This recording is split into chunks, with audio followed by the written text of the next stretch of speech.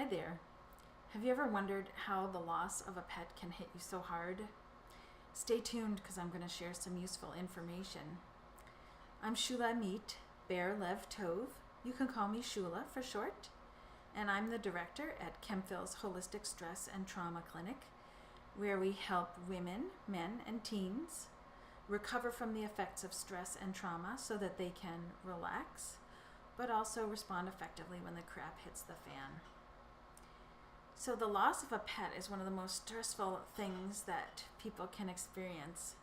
And this is I hope the light doesn't reflect too much. This is my dear Sheebies.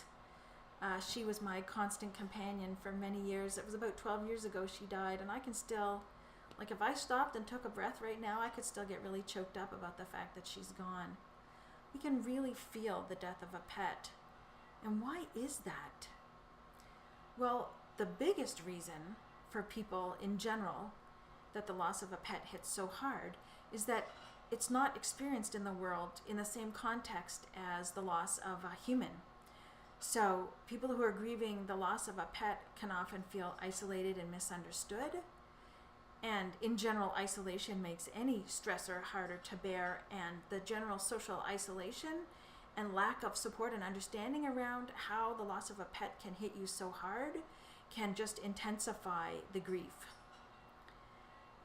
Here are some other reasons that the loss of a pet can hit you so hard. For example, the loss of closeness. There's a certain kind of closeness you have with a pet. Maybe intellectually it's not so intimate as human relationships are, but there's a physical and an emotional intimacy that you can have with a pet that can be really quite profound.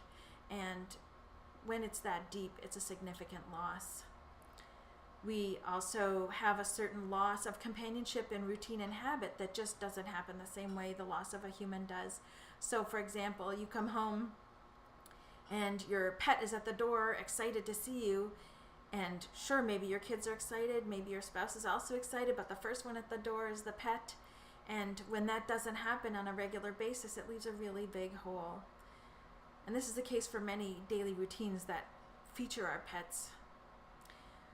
The love with a pet, it's with humans, it can be pretty complicated. You love them, you hate them. Sometimes it's can't live with them, can't live without them. It's very complex, but with an animal, it's really simple. You love them, they love you, and that's that.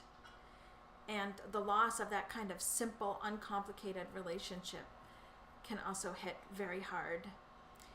And along those same lines, the unconditional nature of the love that you give and receive to a pet is profound, and losing that can be really deep.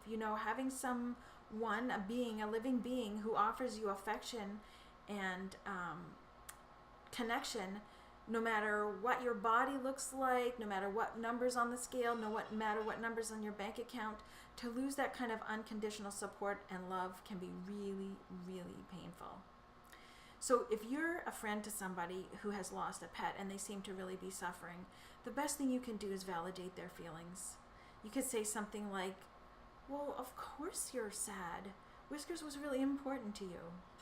Or if you can't really find the words, just sitting with them in a warm and friendly way while they tell you about their feelings. You can offer them a cup of tea and listen. That can be really powerful. If you're the person suffering over the loss of the pet, I have 3 things to tell you. The first is, if you didn't know this before, I'm telling you now, your grief is valid. You're entitled to these feelings, even though it's not socially recognized. They're real, and you get to feel this way. So you might like to remind yourself of that regularly. Number 2, don't compare your loss to someone else's loss. It only makes you feel worse. Your loss is your loss, and you're allowed to have these feelings and find your own ways of coping. And number 3, you'll eventually feel better. This might not be something you want to hear right now, because the depth of your pain is quite profound right now, and it will never not be sad that your pet has died. However, your relationship to these feelings of sadness and their intensity will shift over time, and you will feel better. If any of this resonates with you, we might be able to help. To find out more or to book an appointment, connect with the clinic. The details are in the description. In the meantime, from my heart to yours, thank you.